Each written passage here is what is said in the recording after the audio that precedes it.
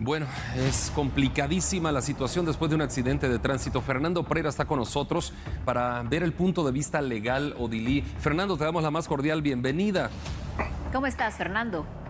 Hola, ¿qué tal, Andri? Qué gusto saludarte en esta tarde. También, Odilí, un placer como siempre decirte hola también.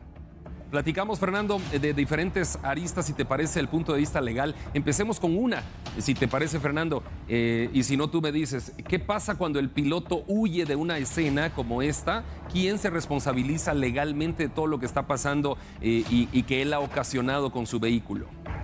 Bueno, definitivamente este ejemplo que estás poniendo sobre la mesa, Andri, es algo que sucede en los 22 departamentos de la República de Guatemala todos los días. Un accidente, sobre todo cuando es buses extraurbanos, cuando son trailers que llevan carga pesada y entonces se genera la colisión.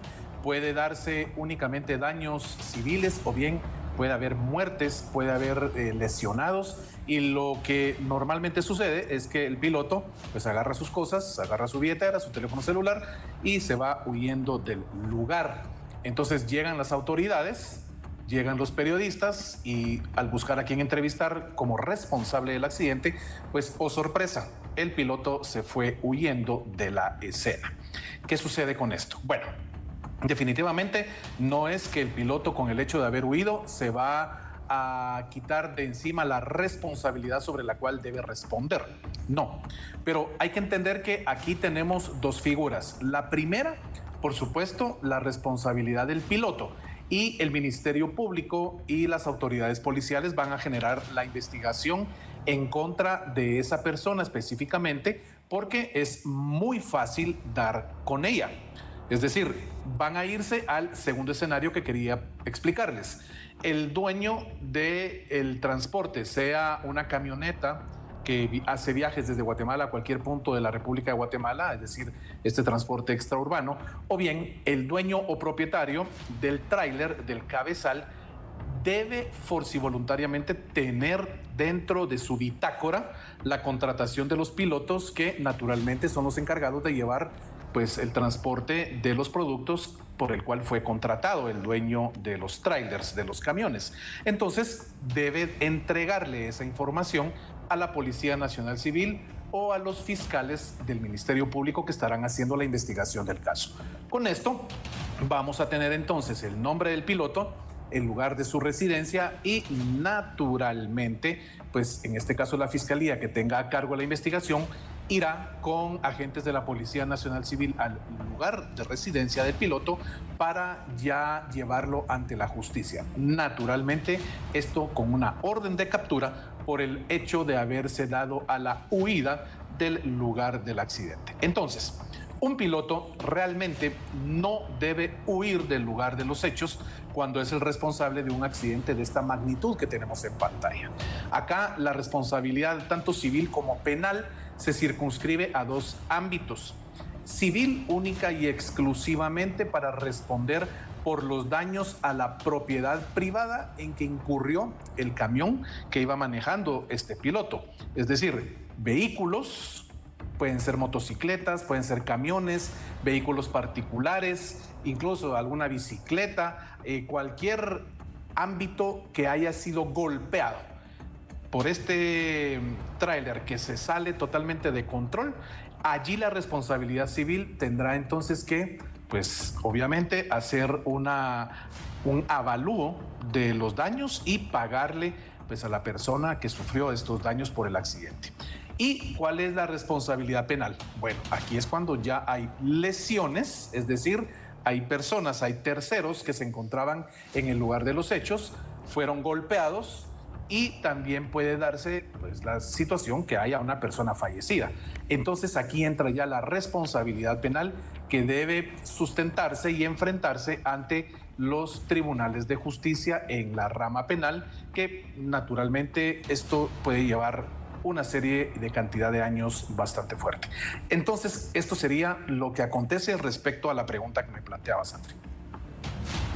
Fernando, quisiera consultarte también. Siempre hablamos en este tipo de incidentes de la necesidad de portar un seguro de daño contra terceros. Y sobre todo el tema del transporte es muy oneroso en la industria. Esto es soda cáustica y es excesivamente peligroso. Si hubieran inhalado, por ejemplo, las víctimas en esta zona del desastre, podría incurrir en problemas legales aún peores la persona que conducía y la empresa que transportaba este producto.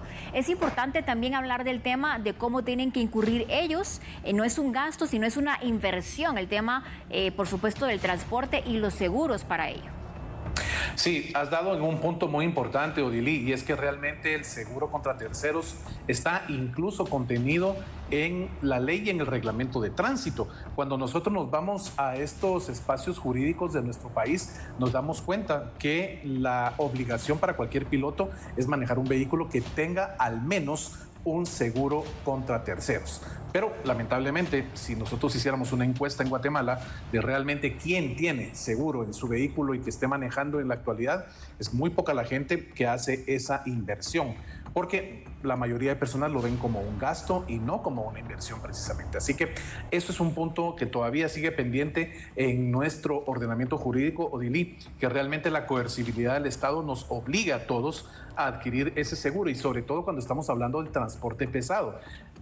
Yo les hago un recordatorio a nuestros amigos y amigas televidentes hace aproximadamente un año, año y medio, cuando se dieron algunos problemas aquí en el país, porque aquel seguro obligatorio que iba a ser para el transporte extraurbano, lo que hizo fue que se generaran bloqueos alrededor de la República de Guatemala por los pilotos del transporte extraurbano. ¿Y esto qué generó? Pues que desde el organismo ejecutivo se diera la instrucción que no fuera más ese seguro. Entonces, acá hay circunstancias que realmente nos empatan a todos como guatemaltecos, pero el accidente está allí, es parte latente del manejar cualquier vehículo, pero tenemos que entender que para subsanar cualquier efecto del accidente del vehículo que yo estoy manejando, lo mejor que puedo hacer es tener un seguro para así evitarme naturalmente cualquier gasto dentro del presupuesto que yo hoy tengo y que definitivamente no hay un rubro para enfrentar esa cantidad de dinero que debo pagar. Fernando Prera, muchas gracias. Gracias por esta entrevista y este tiempo. Y continuamos en TN23 con más detalles sobre el accidente, Odilí. Así es, en efecto, Andri, ampliando un poco la información relacionada con esta múltiple colisión esta tarde ocurrida en el kilómetro 19 en la ruta interamericana. Según autoridades, 15 vehículos estuvieron involucrados en el siniestro. El paso se ha visto interrumpido por más de 2 horas, mientras que los socorristas confirmaron que son 15 personas las que han resultado lesionadas y 5 han necesitado el traslado hacia un hospital, ya que presentaban golpes y posibles fracturas. Repasemos otros accidentes registrados en la ruta interamericana. Uno de los más recordados fue el ocurrido el 20 de mayo de 2017, donde un tráiler colisionó contra varios vehículos en el kilómetro 18 tras quedarse sin frenos. Este incidente fue protagonizado por 13 automóviles. Por otro lado, el 1 de diciembre de 2019, una aparatosa colisión se registró en el kilómetro 19.6, en donde nuevamente un vehículo de transporte pesado quedó sin frenos e impactó contra 6 vehículos, dejando daños materiales. El 8 de junio de 2023, un aparatoso accidente de tránsito se registró en el kilómetro 59 de Libramiento Chimaltenango. Se trata de una múltiple colisión que involucró 12 vehículos y dejó 4 personas heridas. Y ahora que ocurre este accidente con 17 vehículos involucrados, según personeros de Provial.